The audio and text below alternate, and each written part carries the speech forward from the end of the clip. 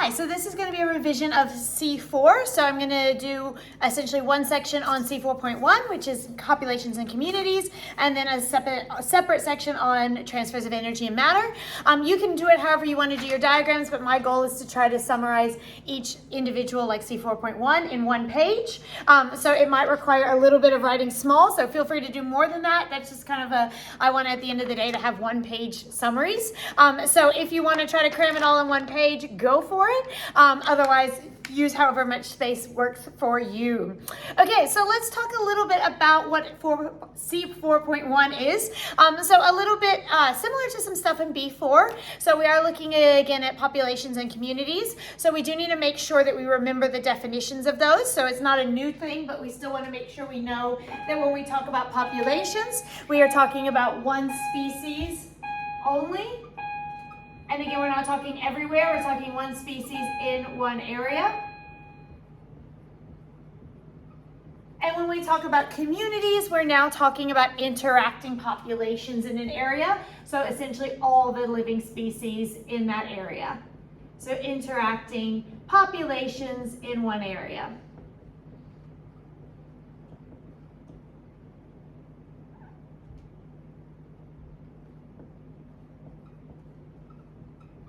Okay, so we're good on what that means. So now I want to kind of, before we go into each part, look at kind of what are the four things that fall under this category, just to kind of help you conceptualize what you need to know for this. So essentially when we talk about populations, there's two things that come up at a population level. So one thing that we need to be able to do from a population level is to calculate population size.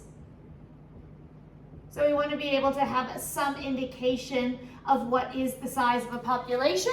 And then related to that, if we are tracking sizes of populations, we want to be able to account for changes in that. So we're also going to look at kind of population growth curves.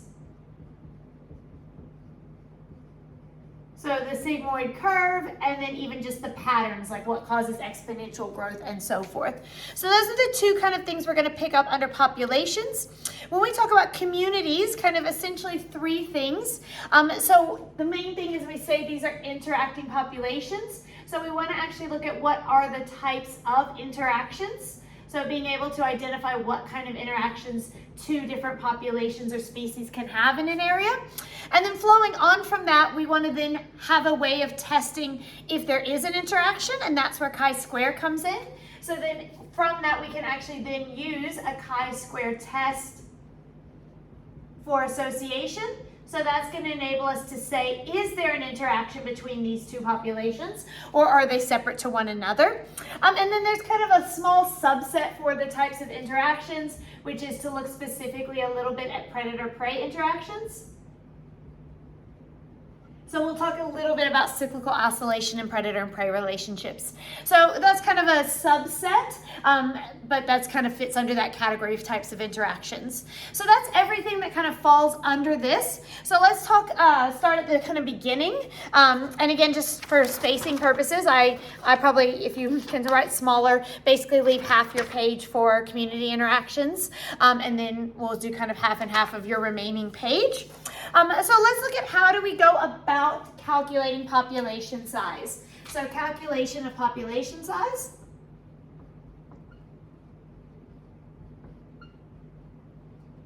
And there's essentially two different ways that you can go about it, depending on whether the organisms are motile or non-motile. So if we're talking non-motile organisms to start with, and so essentially, in terms of applications, for our course, we're saying plants. So in theory, if you were looking at fungi or something, or like coral or sponges, and there were sessile animals, you could also use this. But generally, we're kind of distinguishing between plants and animals. So one option is that they are non-motile. The other option is, what do we do if we have motile organisms? So I'd like you to be able to kind of identify that there are two different strategies based on what type of organisms that you are looking at, and be able to account for how you would do those. So if we're talking non-motile organisms, we are going to do quadrat sampling. So that is the technique for non-motile organisms.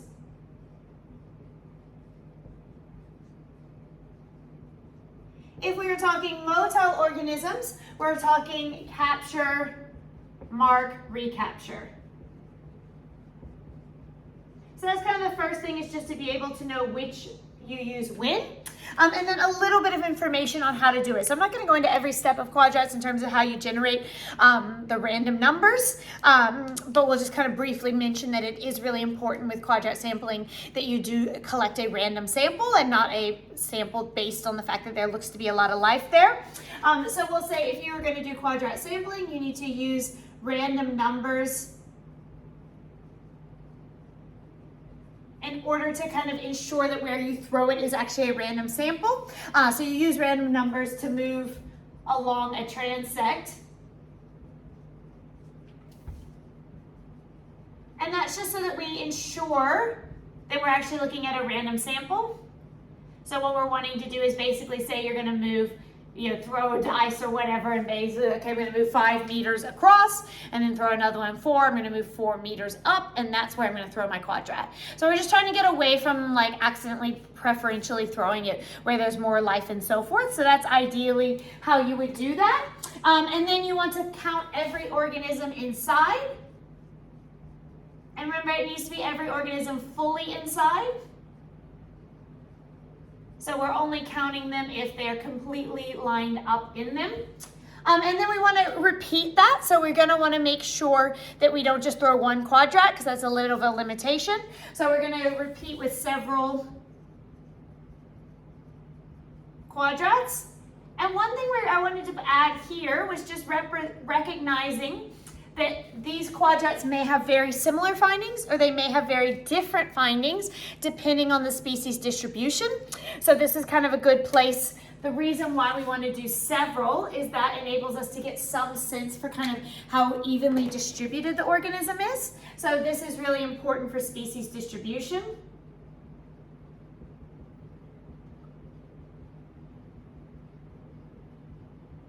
So in terms of looking at number, that's one thing we can do with quadrats, but we can also get an idea for how consistently they are in the area. And so there's essentially kind of 3 different patterns that we looked at, which is uniform, random, and clustered.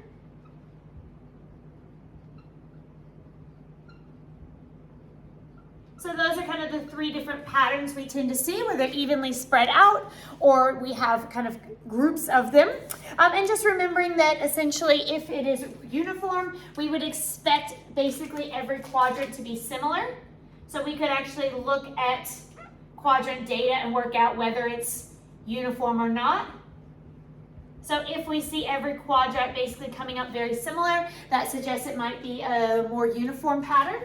If instead we see this, we will generally see not the quadrats being similar. And then the other term we introduced in this topic was standard deviation.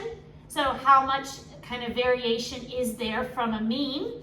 And so if you were looking at a random or a clustered distribution, you would actually expect to see a higher standard deviation in your data. So when you calculated your standard deviation, you would have to do that. I wouldn't worry about calculating standard deviation in C4, but it would be more if you were just having to predict whether the standard deviation would be higher or lower. And generally a lower standard deviation means less error or less range, and so more confidence that the mean actually represents something. And then basically once you've done that, you would multiply by the population size, or by the number of possible quadrats, to get the total.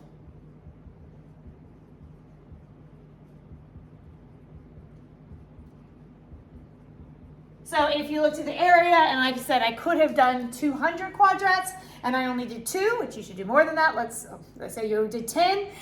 So you did 10, but there's 200 possible. Whatever your total was for the 10, you multiply by 20. So I could have done that 20 more times. So that's kind of the last step to being able to calculate that. Okay, so then let's come over here, and you don't need to know a ton about this. I think it's pretty self-explanatory in that you capture organisms, you put some sort of mark on them, and then you recapture organisms, and you see how many of the recaptured ones have the mark. The implication being that if it's a really large sample size and you capture 50 organisms around that each time, if you have a small sample, then you're highly likely to get the same 50. If you have a large sample, then when you collect 50, it may very well be a very small subset, therefore not many would be marked. So that's kind of the idea behind it. There is a formula that you can use. It's called a Lincoln index.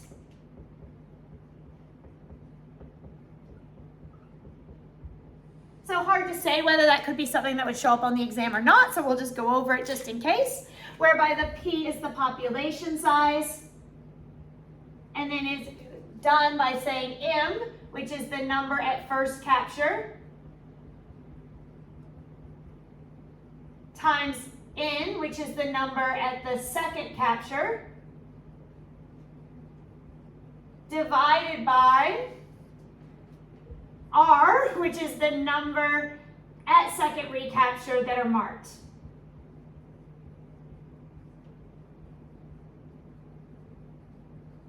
So total, and then multiply that. So that's how you would use that Lincoln index to actually determine a population size.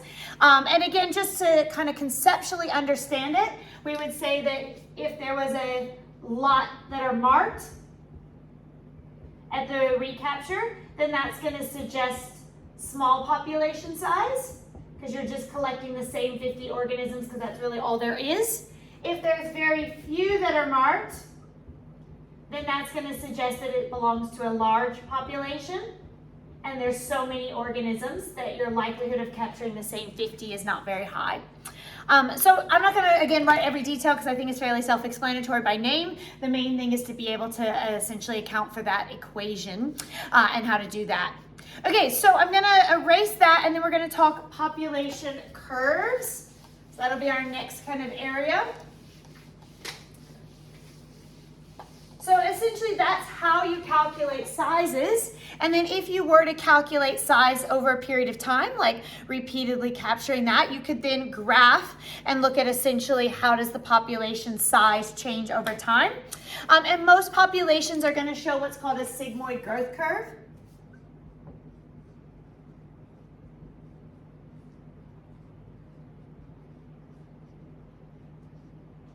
And sigmoid literally is like a Greek letter for S, so it's just an S-shaped curve. So we're going to draw it and account for kind of the key parts of it. So, and again, you can draw this if you don't take up a huge amount of space.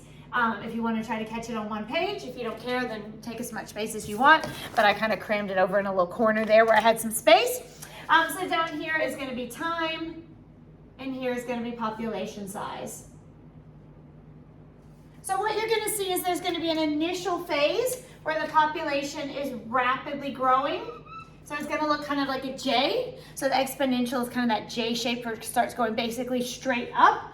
And then you're going to see a stage where it continues to grow, but it's starting to look a little bit less dramatic. So it's not going up, it's kind of a sloped line instead of a straight up. And then you'll see a stage where it's going to basically stabilize around a kind of point. So that would be how you would draw that. In terms of, let's label the stages, because you would need to be able to name them and also kind of explain what's going on. So this is our stage of exponential growth. And during this stage, we're seeing both an increase in the population size, and we're also seeing an increase in the rate of growth. So it's increasing and increasing at a higher rate. During this next phase here, which is called a transitional phase, it's a very large word to write. So it's basically the in-between stage. What you'll see here is there's still an increase in size, but an actual decrease in the rate of growth. So it's slowing down, it's growing while still growing. And then lastly, we're going to have a plateau phase.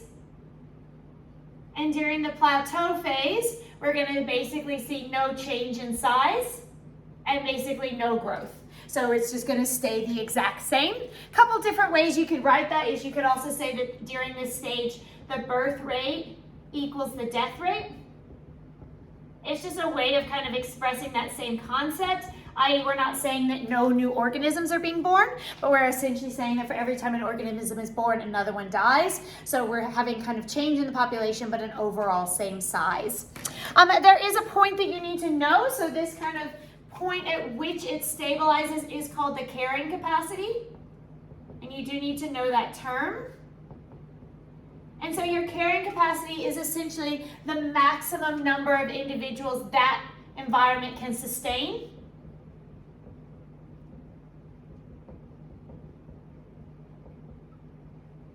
Based on the resources.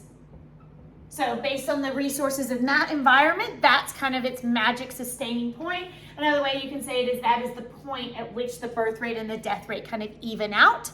So that is kind of the magic point there. So that's the carrying capacity. Let's talk, we're not really going to talk about the transitional phase. It's relatively boring. Let's talk a little bit more about the exponential phase and the plateau phase. So let's say kind of when we're talking about the exponential phase, the question is like, what enables that to happen? So why is it growing exponentially?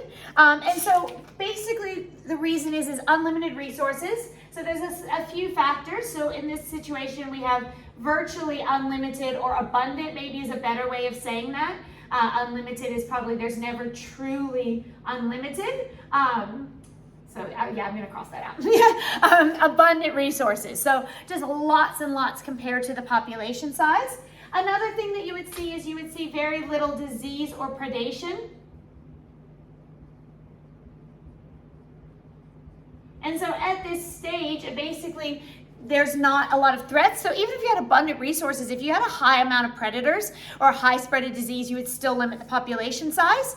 So that's going to essentially be what determines that. And then basically the reason why this rate is so high is because you would say that there's a really high birth rate, which is basically going back to kind of natural selection. Because we have limited resources and few threats, organisms are able to reproduce really rapidly. And you can have that and potentially or a high immigration rate. So in some cases, the reason why it's rapidly increasing is because of an influx of new organisms to the area. So it can be caused by either. It can be your existing organisms are rapidly reproducing, or it can be caused by an influx of kind of neighboring areas coming to access all of those resources, or a combination of both. So those are the things that are really important in the exponential phase. So then the question is, what happens then in the plateau phase? So in the plateau phase, you start to see a limit on your kind of resources. And there's a term that we use for that. So at the plateau phase, the population becomes impacted by what we call density dependent factors.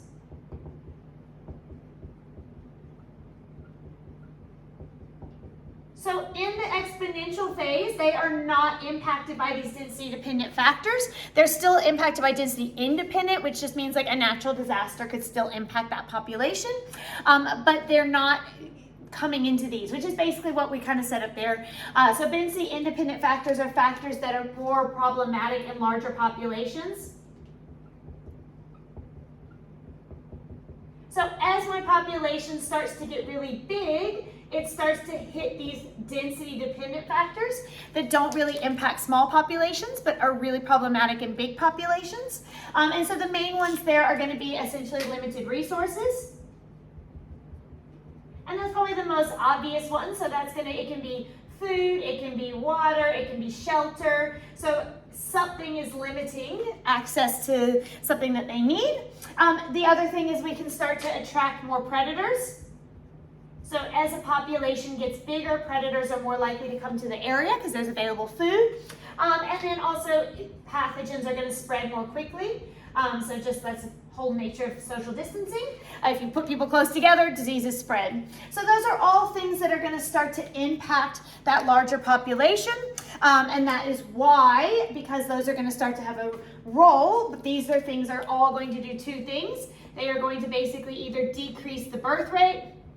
So if you don't have enough resources, organisms are not successfully able to reproduce, or increase the death rate, which kind of those two things go together. So if organisms are dying due to lack of resources and things like that, then that also causes less organisms to be able to reproduce. So we're seeing both a decrease in births as a result of an increase in deaths. Okay, so that's kind of everything about that. Just need to be able to account for kind of those two different stages. Not really much to say about the transition. It's just the idea that it doesn't happen overnight, doesn't go from exponential to carrying capacity. That's the stage where these things are starting to take effect until they kind of level off to a point where it stabilizes there. Okay, so now we're going to go into the community side of it. So that's everything I wanted you to know, populations. So let's talk a little bit about communities and how different populations interact with each other, which we kind of already mentioned there in terms of predators. So just in terms of layout, I was all the way down to here. And so basically I've divided it in two. And on this side, I've gone through some of the interactions, and then I did leave a space for chi-square. So again, if your goal in life is to fit it all into one page, you may want to do the same and kind of essentially leave a whole half. I'm probably going to erase the board because I just don't like having to write super small because that's hard for you. So I will take up the whole board. Sorry, I don't know why I tell you all my layout plans. Okay, so what we're going to talk now first before we get into chi-square is what are the different types of community interactions. And I'm going to go through this pretty quickly because a lot of it does actually overlap with stuff that we talk about in other areas, and a lot of it is pretty straightforward. So I'm not going to go into like what is cooperation versus competition. I think all that stuff hopefully is pretty straightforward. So there's kind of three big categories that we would need to look at, and this is not all inclusive, but the main ones are living organisms. Their interaction is competition. So they are competing for same resources. The other option is that they have a symbiotic relationship. So they are in some ways living together to the benefit of one. Or the other option is that they have a predator-prey relationship. There are other examples. We're just covering those as I'm going to, at the end, list a couple other examples, but those are the three main ones. And again, I'm not going to say much about competition because I think it's straightforward, but it is often what we are testing for in chi-square. So we'll kind of pick that up there. In terms of symbiotic relationships, you've been learning these for a long time. The main one that this course seems to be interested in is mutualism. And anytime it says in the syllabus things you have to know, I like to kind of cover that. So it does list three symbiotic mutualistic relationships you have to know. So just a reminder that the three that they have declared are the most important to know is the rhizobium bacteria on root nodules. And so they are going to actually help fix nitrogen. So I am going to include that because we haven't done a lot on that. So they are going to help turn the nitrogen in the soil into a usable form for the plants.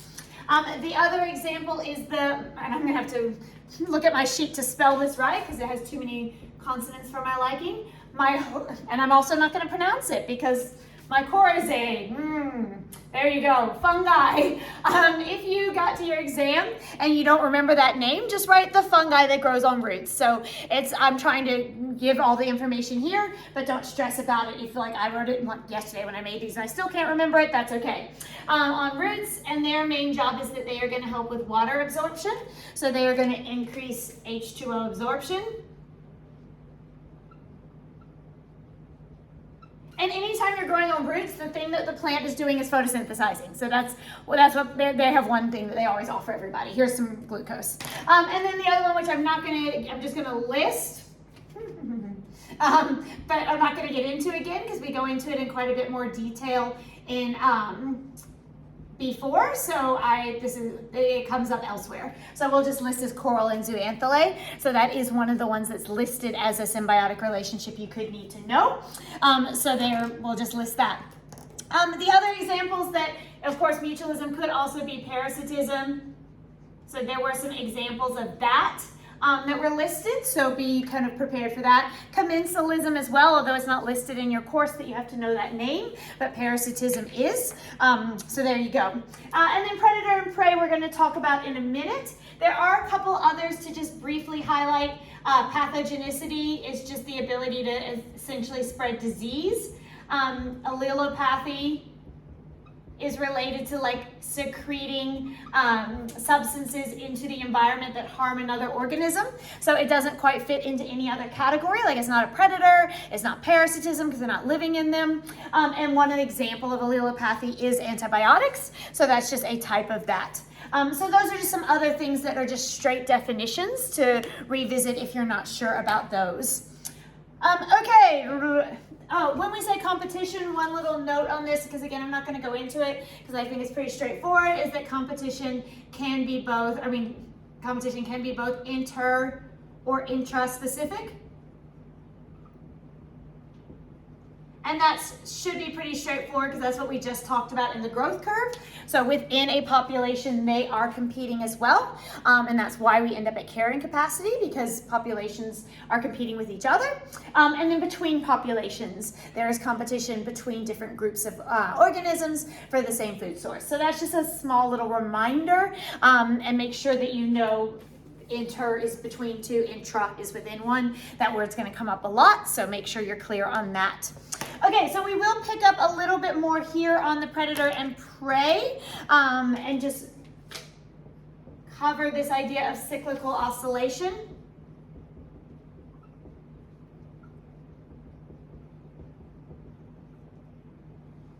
So that's a little bit on the very specific impact that predator and prey have.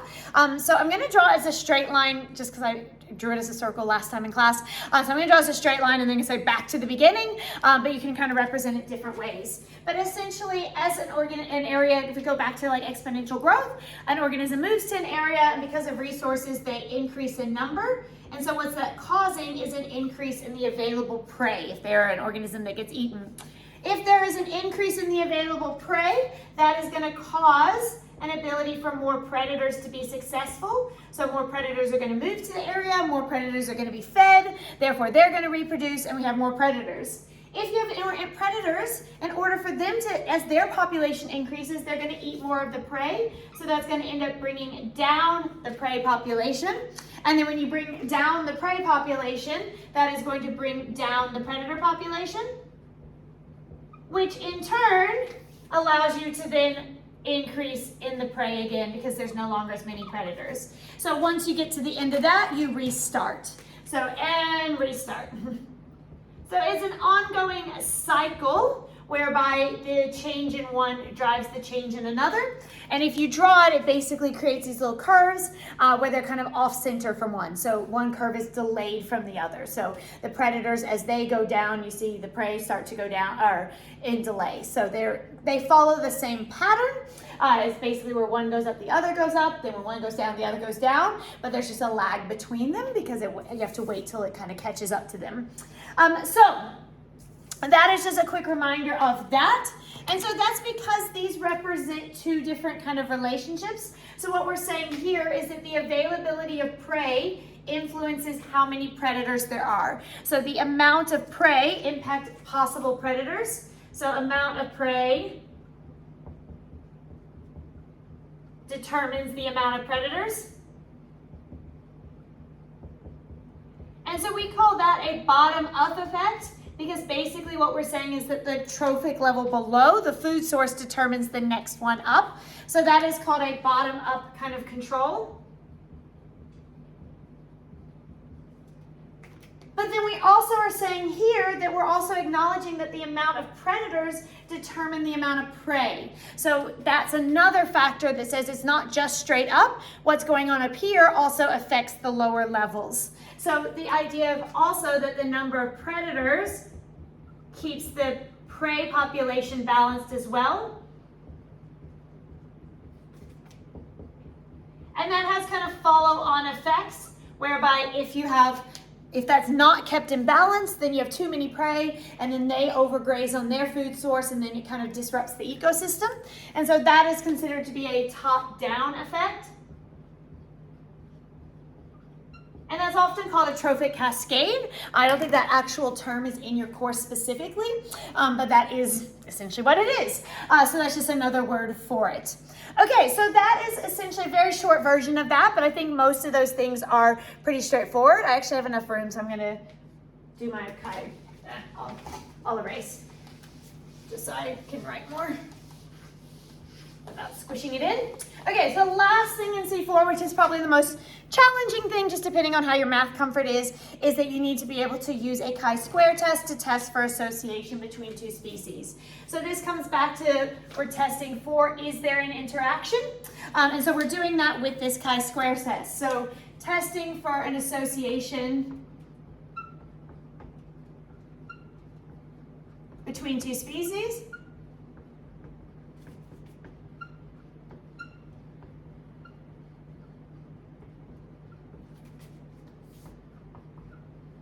And it's called the chi-square test for independence. So again, if you're associated with someone, you're not independent from them.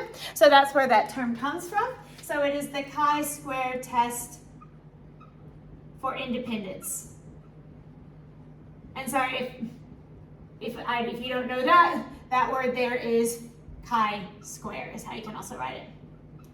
Okay, so we can do a chi-square test for independence. So I'm going to go through this pretty quickly, just because this is supposed to be a revision video. So hopefully this is revising. If you don't understand it, come get help from me or your teacher, and make sure you get further clarification, because I'm not teaching this in full. I'm just revising. Okay, so I'm going to go through 6 steps if you have to do a chi-square test. So first thing you're going to do is you need to write your hypotheses, plural.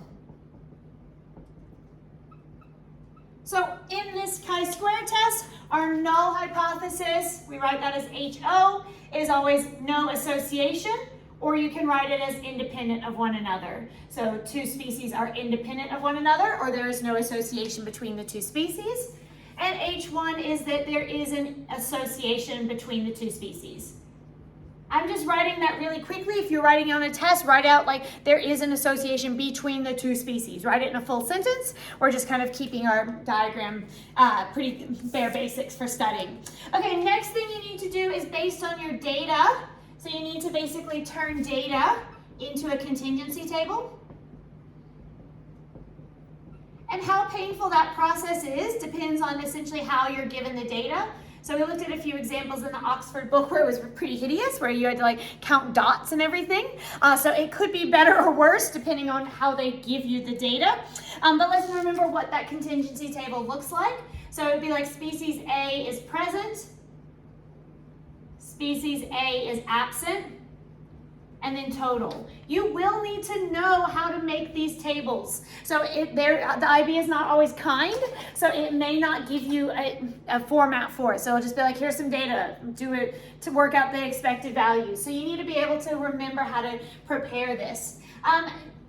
B is present, B is absent, and then total. Should have written this smaller. Okay. So that is, and I'm not doing a worked example, I'm just doing the steps, again, for timing. So that's how you're going to make your contingency table.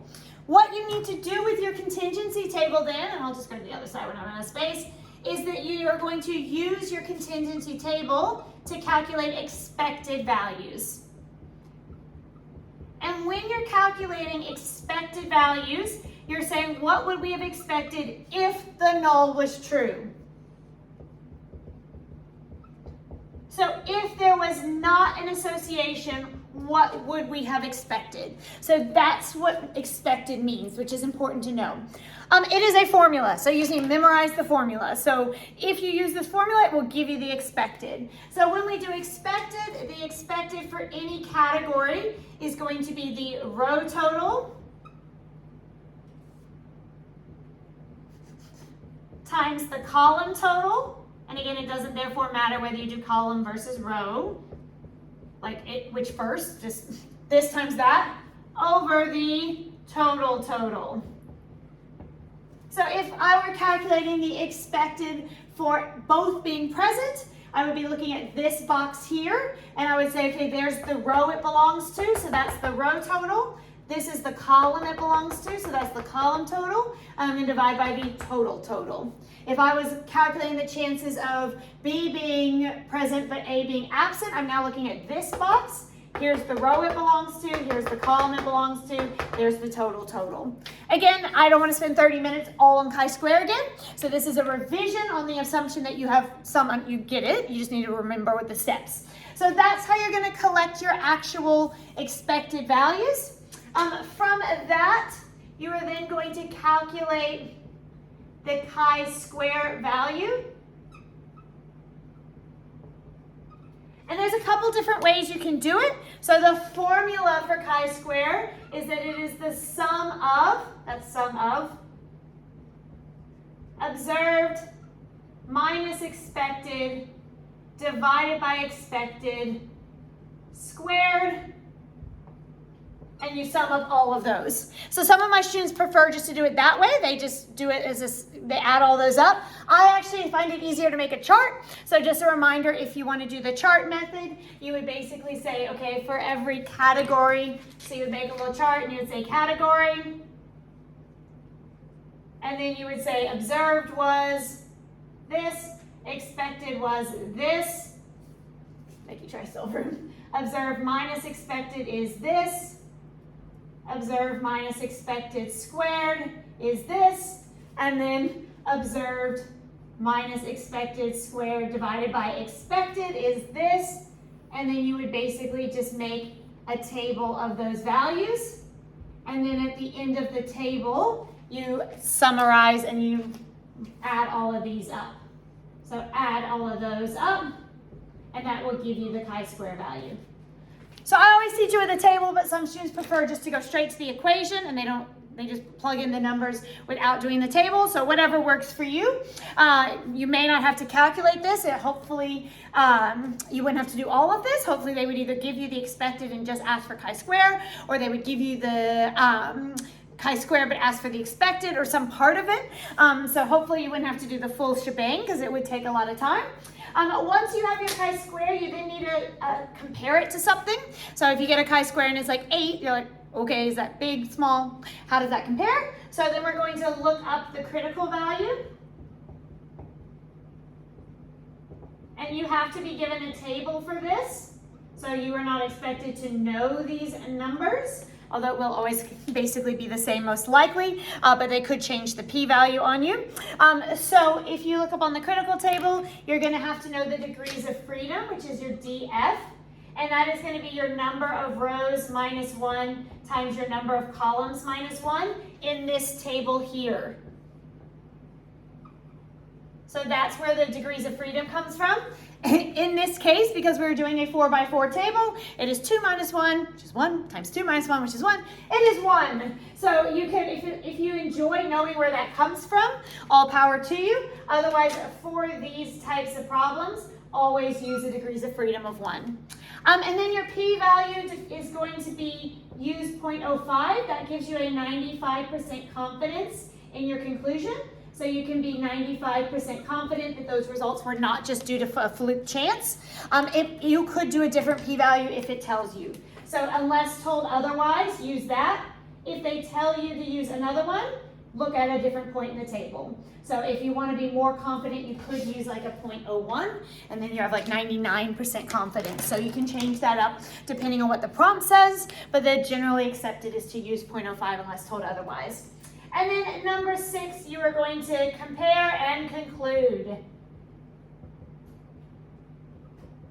So if your chi-squared that you got is greater than the critical value, then that means you reject the null hypothesis, and you would say that there is an association.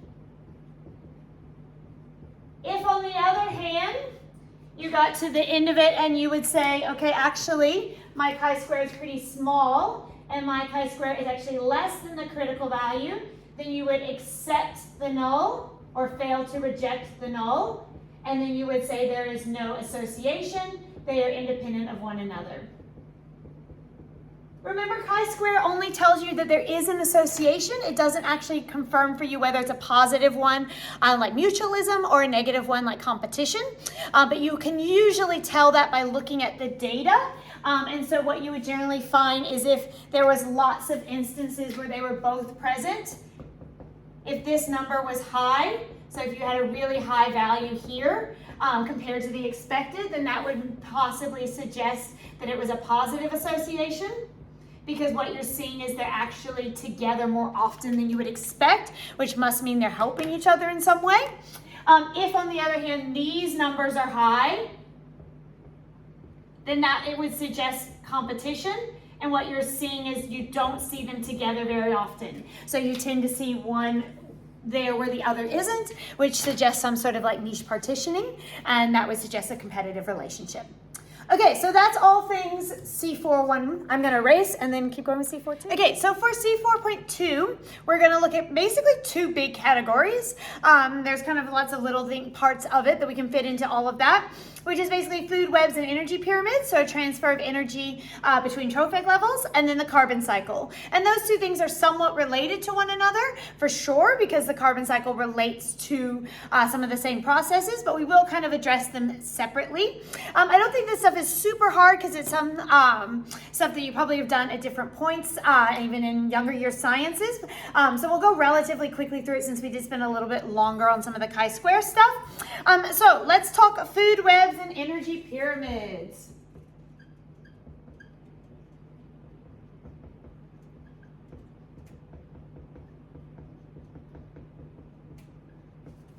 So there is kind of a difference, I guess, in terms of how we divide this, because we're going to talk in both sections about the role of like feeding, photosynthesis, and so forth, the respiration. However, in this first part, we're emphasizing it from an energy standpoint. So we're looking essentially at how kind of available energy moves. And in the second point, we're zooming in on the actual carbon molecules themselves and looking at how they move. So it's going to be some of the same processes, but the emphasis is a little bit different. Okay, so we are going to draw basically like a little food line, zoom, and then we'll draw a little food energy pyramid below it.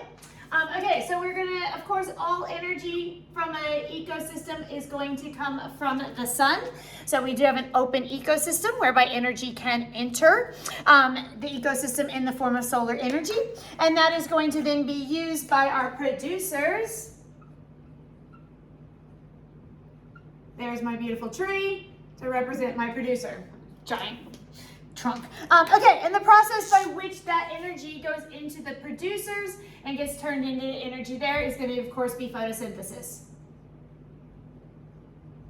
So I am going to add a couple of other terms here that we need to know. So essentially the amount of energy that is made by the producer, including what it's going to use itself, we're going to call the gross primary productivity. So the gross primary productivity, and that would basically just essentially be like how much glucose is made. So how much energy is turned into glucose and other carbon compounds through the process of photosynthesis.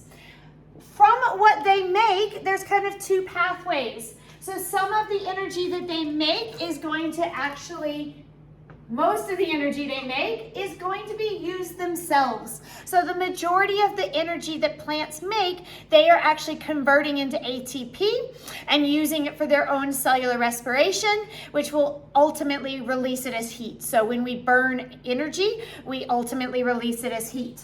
So we're going to put this as use of energy. So it's going to basically be turned into ATP. So I'm going to put cellular respiration.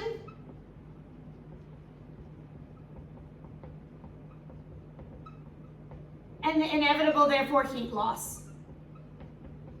So again, if you eat a really delicious pasta meal and then you go run for an hour, that pasta is gone. Like you have burned those calories. It is released as heat into the environment and is no longer useful for anybody. So it's not getting stored on your body. The panther that comes and eats you halfway through your run, like it's gone. You already burned that off. So the energy that we use as ATP gets ultimately converted to heat. So you do want to be clear on kind of a couple of terms here, that the cellular respiration is what's converting it into ATP, and then also be clear that eventually that results in a loss of heat into the environment and it's no longer used. So that's going to be approximately 90% of the glucose that's made that plants are using themselves, because again, plants are not altruistic organisms that are trying to feed the world. They are selfish people. Plants, they just want to get fed. And then the rest of it, the part that is not done like that, then that is going to get transferred over to the next trophic level. So the remaining 10% is going to be moved via feeding into the next trophic level. And again, that's going to only be about 10%. And that comes from the parts of the plant that was stored. And we call that 10% that gets passed on through feeding the net primary productivity.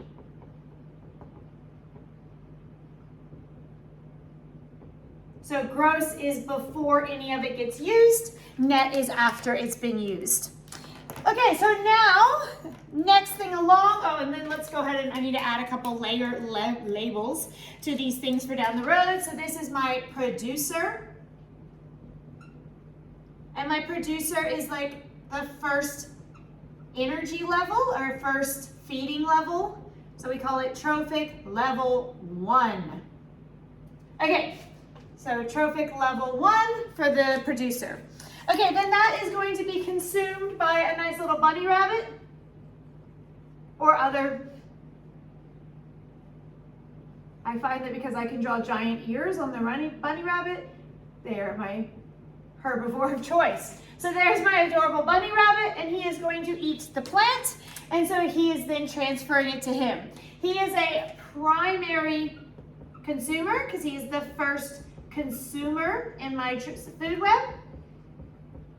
And we say that he is trophic level 2. So it's always the trophic level is one higher than the consumer level. So always be careful which it's asking you for. So if the question asks you for like what trophic level is it versus what consumer level, it is a slightly different answer. Okay, so then he is going to nom nom nom eat all the food, and all of the food that he eats, we call that gross secondary productivity. So so this is a bit of energy that goes into his belly is the gross secondary productivity. So this is an indication of how much energy is still left from the producers into the primary consumers. So that's the amount of energy, that's his calorie consumption. Similar, even more dramatic because they have a little higher, even higher energy needs.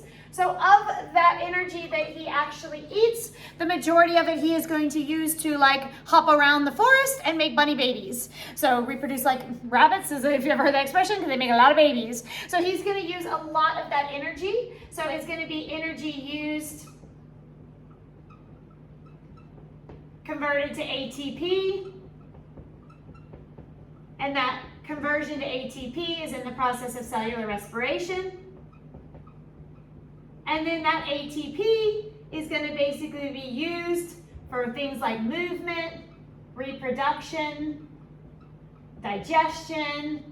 As we kind of go through the course, a lot of our body systems, as we start to learn about them, we'll see where they use ATP, and we'll start to get a better sense for that. But for right now, we just know that like basically most of your food you're using just to keep going. And then ultimately, of course, it's going to be burned as heat. So once we use ATP, that energy is kind of that we had from it is eventually lost to the environment as heat, and it's not available to the next trophic level. However, some of it he does put on his little bunny body, and then the next trophic level, anything that's stored is going to be available via feeding to the next trophic level.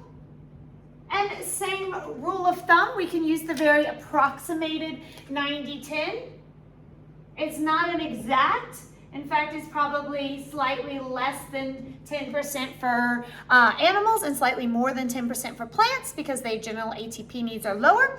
But we can use it around 90% as long as we know it's not exactly, is passed on. Just like we called that the net primary productivity, we refer to what's left as the net secondary productivity.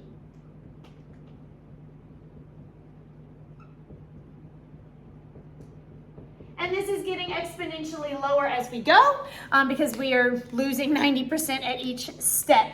And so then that is now going to be eaten by a secondary consumer. And I'm going to draw a snake because how great are snakes to draw? Done. There's my snake. He looks like a cheerful worm, but he's not. He's a really aggressive snake. Okay, so that is going to be my secondary consumer.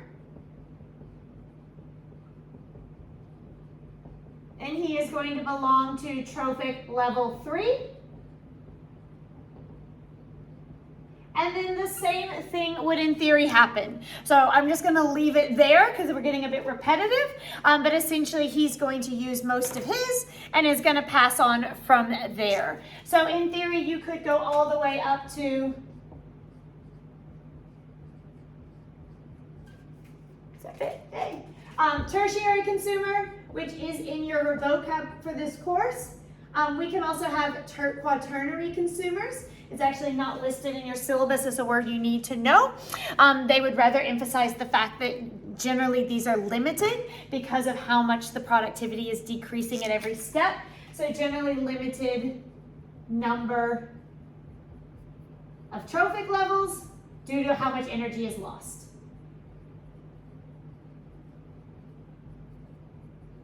And if you do have more, they tend to be better suited as a web because omnivores that can feed at different levels can kind of increase the amount that can feed. But if you have carnivores that must eat higher consumers, they tend to have a hard time having enough energy to meet their demands. Okay, so then if we took this concept and drew it as an actual pyramid, let's look at what that would look like. So one thing that the course is kind of wants you to recognize is that an energy pyramid is a form of a graph. So it does actually have kind of, it's not just an illustration, it is actually meant as a graphical representation of numerical data. So down here would be like the actual energy. And you can give that in kilojoules or kilocalories, just kind of depending on what the data provides to you. And then this is generally kind of information that's database gathered over a period of time. So it could be over a year, it could be over a month. It just kind of depends. So that is kind of, we're drawing it to some sort of scale based on how much it is. So you can essentially, if the question gave you data, you can use that. If it didn't, you still want to represent the idea that this is what are these boxes representing? They are representing amount of energy that has in some way been gathered. A really important point is they want your information to be to scale. So what we want to show is that you have a lot. This is a really large amount of energy for your producers. So that's going to be my first trophic level. And you always want your producers to be at the bottom. So you're going to call them producers. You could call them autotrophs, but given we're going to label the others consumers, I think that makes most sense to do that. So there is my producers. And again, that is going to also, you could write trophic level 1. And let's, just for the argument's sake, we'll put some numbers to this. If you were drawing one on an exam, you could write arbitrary numbers to make your point. That would be an option. So let's say, because I'm only going to draw 3, let's say that my producers actually made 1 million kilojoules of glucose. Great. Then you're going to draw next your primary consumers. So again, if you think of this as a scale, so this is an actual graph, if you will, and this represents 1,000, you can't draw a box that's this big to represent only 10% of that, or 1 million. You can't represent 100,000 that way. So you need to show that that would be much smaller. So you should try and draw a box that is only 10% of that. You don't have to use a ruler. It might help if you, even if you put numbers or put the 90-10 rule somewhere, that helps. So this is going to be my primary consumers.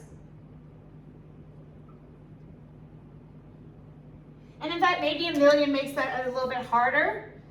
So if you want to make more sense of that in your own head, you might just want to say 1,000 just to make a point. So if that was 1,000, well, this is only 100. So it should be, if that was 1,000, this much. We do move it to the center to show the shape, but that might help you get some sense for that. So if there was 1,000 kilojoules there, there's only 100 kilojoules in primary consumers. So that's how much they are able to eat. So even though they made 1,000 kilojoules, because they used so much of it, only 100 calories was available to them. And then because they're going to use most of it, we're now looking at a pretty tiny sliver here to be my secondary consumers. And again, you want to kind of almost, when you're drawing it, have a look to yourself and say, does that look like around 10% of that bar? And you say, okay, there's only 10 kilocalories that they were able to feed, kilojoules. And so in this case, one would argue there is simply not enough food to add a tertiary consumer because there was only 10 kilojoules of food, which would be one reason to possibly use higher numbers. You can go either way. I use the lower one so you can see the scale a little bit better. But potentially, if you had higher numbers, you could add a tertiary consumer up here at the top. and you're showing that there is less energy at each level. So just a couple of notes here is to make a note to yourself of be sure you draw it to scale.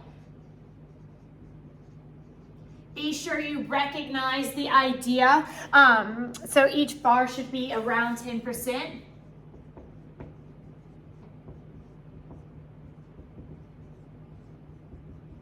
And do recognize that, again, this is a graphical representation of some sort of data regarding energy. So there's how you draw your thing and what you would need to kind of explain. I want to just quickly, when we talk a little bit about loss of energy, so we've clarified here a lot of it is use of energy, but there's also a loss at this level here. So part of the 90-10 rule comes from incomplete digestion as well. So I do want to clarify that because it's kind of a little bit hard to show there. But basically the reasons for the approximately 90% energy loss at each level. So by far the biggest reason is the use, but there are two other reasons why we aren't able to transfer all of it. And so one is incomplete consumption,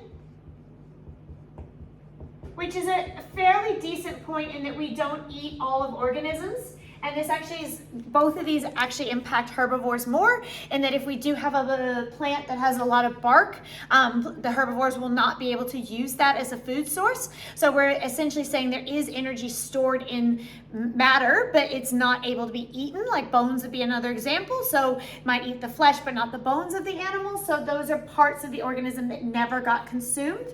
And then similar to that is incomplete digestion.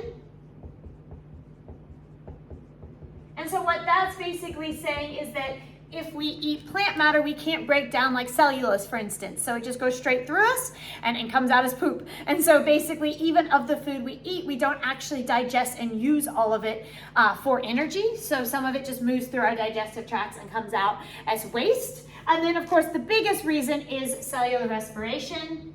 So basically use of the energy for ourselves. So use of ATP, ultimately energy is lost as heat. And as we go into cellular respiration later in the year, we'll talk more about this, but it's kind of a two-time thing. So heat is given off during the process of cellular respiration. So cellular respiration is not a precise process, and there is heat lost during it. And then when ATP is hydrolyzed or used, ATP or heat is given off then. So basically, in the process of cellular respiration and ATP making and use, heat is lost. So that's probably the most significant one. But there is a factor of these other two as well. And those also can impact why it varies kind of per organism. So some organisms have a higher level of undigestible material than others. So that's why we don't want to say it's always 90, always 10, because these factors play into the approximation, because it does depend on how much of those things occur. Okay, so I think that's everything energy, food webs, and energy pyramids. Hopefully with a few just kind of tips of things that making sure that even though you understand it, that you show your understanding accurately. Okay, last thing then is the carbon cycle. So we're going to use terms that we just used there. So we just talked there about photosynthesis, we talked about feeding, and we talked about cellular respiration.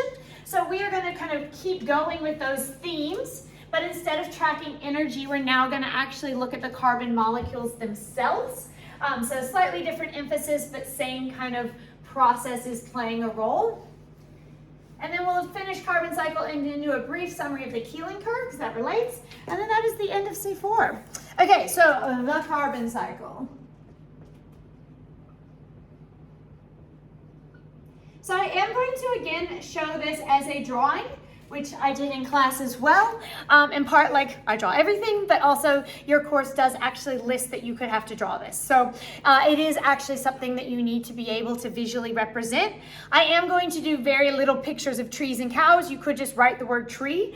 You don't have to draw it. Having said that, you also could draw it. So I just find it gets a lot of words if I, instead of drawing things, have to write what everything is as well. So anyway, that is my reasoning. Okay, so here is my tree. When I am talking about the carbon cycle, I am actually going to deliberately use a change in my wording. So instead of referring to these now as producers, because producers is very much production of energy, I'm now talking more about the food, the carbon molecules themselves. So I'm going to actually use the term autotroph here. They basically mean the same thing.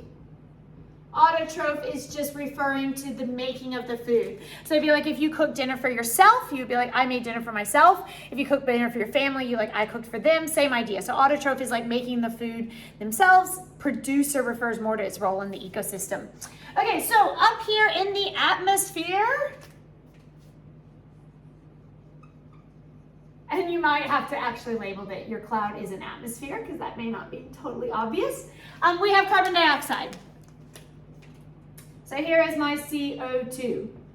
My carbon dioxide is then going to go from the atmosphere via plants and get turned into, and I'm going to put two things together. I'm going to put carbon compounds, and then those carbon compounds, there's kind of two things that are going to happen to them. Some of them get used and returned, they get burned off in cellular respiration, and so that ends up returning some CO2 to the atmosphere, and then what doesn't get returned gets stored as biomass. Okay, so just to label my arrows, because we want to be really sure we know what these processes are. The process that takes CO2 from the atmosphere into autotrophs is photosynthesis, which is that whole thing. That arrow just went through the word autotroph, but that represents that whole thing as one big arrow. Remember that plants do cellular respiration as well. So plants, and I say remember, we haven't actually talked about that at this stage in the course, but when you're watching these for revision, you'll know that. That plants also have to turn their glucose into ATP, and they do release some carbon dioxide in the process. Not a lot, they do use more than they release, so they are overall carbon sinks, so they do that. But having said that, they do release some. So some of theirs is released through the cellular respiration of plants. But what they don't burn off themselves, they do store as biomass. That biomass then goes into a feeding situation. So then again, I'm going to draw a delightful cow, because anything, it's like how I have the bunny because it has big ears. The cow has spots, so we like to use things that are identifiers. There's my little cow. Isn't he adorable? Nom nom. Okay, that's my cow. So then those carbon compounds are going to pass into the cow, and we're just going to call that feeding. So there's not any kind of other, that's the term your course uses. So via a feeding relationship, the carbon compounds go into the cow. The cow themselves are going to then turn all of the glucose they eat into ATP, and in the process of doing so, they are going to release a lot of CO2 in the process of respiration. And you can write cellular respiration or they're related. So cellular respiration makes the CO2, exhalation is what releases into the atmosphere. So either way, I'll write cellular because that's what formed the CO2, and then it gets exhaled back into the environment. Okay, then at some point, because life is sad, so I'm just going to write later, the plant and the animal die. So now here's my dead tree, and here's my dead cow. It's a bit sad drawing dead cows everywhere. Legs in the air because he died. He's sad. All right. There you go, there's my dead cow and tree. And so now they have all this biomass that was still in them. So again, his is gonna also continue to accumulate biomass. So that's gonna be released as cellular respiration or stored as biomass. And so now they have all this biomass in them. So this is gonna be dead biomass. And so what happens with the dead biomass? Well, a couple of different things. So hopefully what happens is decomposers grow on them.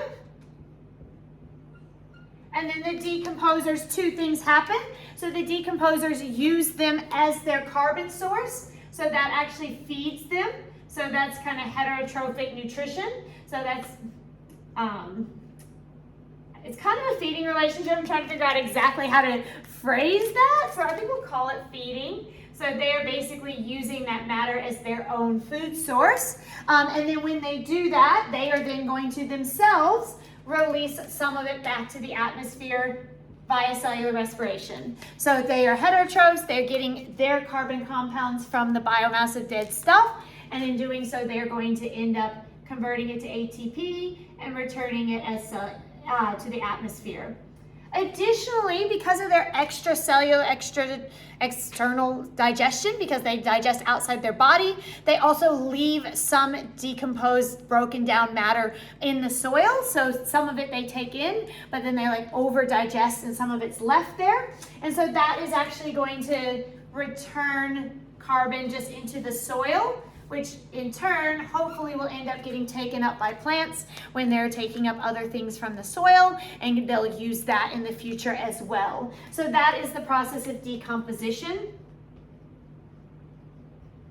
and that is going to return of any nutrients to the soil. And that's going to include carbon, because of the fact that this is the carbon cycle. That's kind of our emphasis. And so when plants later take up nutrients, they're taking up some carbon, and some of that will get used in forming things like proteins and stuff. So usually not used directly in forming glucose. That's still done through photosynthesis, but they need carbon for protein and fats. So a lot of times they'll take some of that carbon from the soil and use that for other carbon compounds and biomass. So it's a slightly different pathway, but worth noting there. Okay, so the other thing that can happen with our dead things is they themselves can get burned. So that's combustion, and that is also going to release some CO2 into the atmosphere, and that's combustion of just biomass. So that is like starting fires, using dead trees to start a fire. So all of those things are kind of short-term combustions. And that's kind of part of an expected balance. So essentially, if this was our whole carbon cycle, it would remain in balance. And the reason for that is because you'll notice how many things are going up. So basically, like all of those things are returning carbon dioxide, and the only thing that's pulling carbon dioxide out is photosynthesis. But photosynthesis pulls so much out that it still has an overall balancing effect. So this is actually your biggest carbon flux, which means it is the most substantial process. So photosynthesis actually removes so much CO2 that it can stay balanced even with all of those things that return it. So if there was no human influence and this was just going unchecked, we would remain in a balance of CO2 levels because of how important photosynthesis is. And we'll look at that in our Keeling curve as well, that basically all the changes are driven by the impact of photosynthesis. So it does remove a lot of CO2. Okay, but over time, not all of this gets effectively broken down, or some of it gets broken down, but it never gets used by plants. So we have a few kind of remaining dead matter that doesn't get completely digested. So this is going to be kind of partially digested matter. So that's going to be partially, I'll make a note of that. So it might be partially decomposed, but not fully broken down to be able to be used by plants. And then over a period of time, that is going to essentially heat, pressure, sediment, all of that, those are going to become fossil fuels. And that's just a natural process whereby the things that do not get broken down and reused by plants over time get kind of trapped into a carbon sink, which is these fossil fuels. Just in terms of the difference between them, if they get trapped in essentially swamps using kind of actual plant material, they'll usually become peat, and then over a long period of time they'll become coal. And we generally refer to coal as the fossil fuel. Peat is kind of somewhere in between this and that. So it is kind of still a biomass. So when we say fossil fuels, we're really meaning the coal. If it, instead of doing it in the swamps, it's marine life, So that can be including fish particles and plant life that are generally marine based. And then that gets into an area that is no longer in the ocean, but kind of has eroded and now is land based. Anyway, it's a long process you don't need to know all about. That generally becomes oil and gas. So all I want you to know is essentially there is a slight difference between coal and oil and gas, and that one has essentially a origin story related to land plants and animals, and the other has an origin that relates more to aquatic life. But they are all fossil fuels. So in terms of their impact on the carbon cycle, they all have the same impact. So now what's happening is, we said you can have combustion of just dead biomass, which is generally an acceptable part of the carbon cycle, because it's always going to be short term and it's not going to be a large impact because there's not going to be a lot left. But if we instead mine and dig up those fossil fuels and use them, we are basically taking extra carbon that wasn't really intended to get returned from the atmosphere and returning it. And so that is going to, wrong color arrow. That's kind of my really big impact here, which is combustion of fossil fuels. And that's probably a significant factor as we get into the Keeling curve that is kind of causing an imbalance. So again, everything would have remained relatively balanced if it were not for this really big factor. So this is kind of playing a really big role. So the two things that are the biggest impacts is photosynthesis as a positive flux, and then the burning of fossil fuels as an additional flux that essentially the carbon cycle that throws it out of balance. The only thing I'm going to add on aquatic, because it's not there's not a lot in the course anymore about needing to know tons of details about all of this, but just wanting to recognize that here's my ocean, that CO2 dissolved in the ocean is actually the largest carbon sink. So it's important to recognize there's actually more carbon dissolved in the oceans than there is in the atmosphere. So that's a really significant piece of the carbon cycle. So we drew it on land, but the role of aquatic ecosystems is really crucial to all of this process as well. Otherwise, it's the same. I could draw a fish, I could draw plankton and a fish. It's the same kind of idea that the CO2 is being taken in, and sunlight coming down from the atmosphere into the light, and then that they're doing photosynthesis. So everything else is the same. One little thing to add is that some of that dissolved CO2 is going to be converted into calcium carbonate, and that is going to be used by corals. And that's just a little fact because it relates to corals, which we learn about other places in the course. So some is converted into calcium carbonate. And that kind of links to other things, because if you recall from B4, calcium carbonate is only going to be formed when the pH is about 7.8 or higher. So if the pH gets too low due to too much CO2, it actually stops forming calcium carbonate, which is really bad for coral, and also it causes an even further decrease in the pH because we're not removing any of it and so forth. So that is just one additional little point about that. I'm not going to go into limestone and all that. It doesn't seem like you need to know that for your course. Your course is really wanting you to really understand this aspect of really understanding the contributions of photosynthesis, feeding, respiration, and combustion, and recognizing that those same processes are occurring in aquatic levels as well, with photosynthesis, feeding, respiration, continuing that same process. Okay, last little bit is just to kind of pick up on, we talked about these kind of impacts and how is that looking over time, and that is with the Keeling curve. So we'll spend like 5 minutes on the Keeling curve, and then that's everything. And so the course kind of comes back to issues related to climate change a couple different times. So we'll do a lot more on climate change in D4. A4 will pick up a bit of biodiversity. So this concentration of CO2 is here, and then we'll talk a little bit about that impact in climate change section in D4. So right now we're just kind of saying why it's there, not necessarily unpacking all of the consequences of it. What are we talking about here? We're talking about the monitoring of CO2 levels in the atmosphere.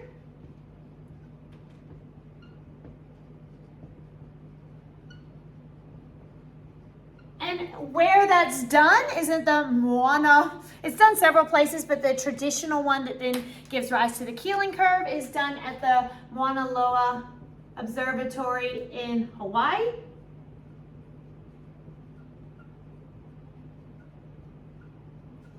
So again, there are other stations, but that's kind of the traditional one, and that started kind of from 1959 onwards. And that's where the kind of main pool of data comes from. And then if we are to take that monitoring data and we were to graph the data, the resulting graph that has come about from it, we call that graph the Keeling curve.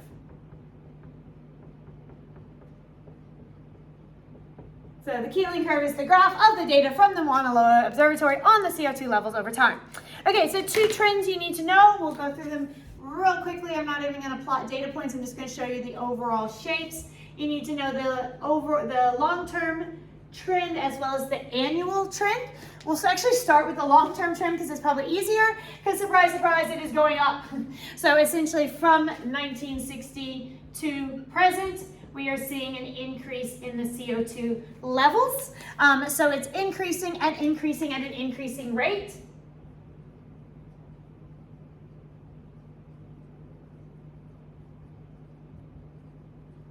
And that's pretty straightforward what we just talked about. That is believed to be almost exclusively due to human influences, and that the carbon cycle outside of human influences should stay the same. So the other processes should balance, but when you add human influences in, it's disrupting it. And when we say human influences, of course, the biggest one is the burning of fossil fuels, but also deforestation that can relate to overpopulation as well. We'll talk a little bit more about overpopulation in A4, but you could link that in as well. So it's burning of fossil fuels, overpopulation, which causes deforestation, because then we're tearing things down to create homes for a growing population. So they're all a little bit related, but public combustion of fossil fuels is thought to be the most significant impact there. So that's kind of the annual trend, or the long-term trend. The annual trend, if we start in January, what we're going to find is that it goes up, the CO2 levels, through kind of winter. Then we're going to hit like May, and it's going to start to go down. And it's going to go down all the way until somewhere around October, and then it's going to end the year going back up. So it kind of looks a little bit like that, and that will be December. So what we're seeing here is that it goes down, decreases during Northern Hemisphere summer.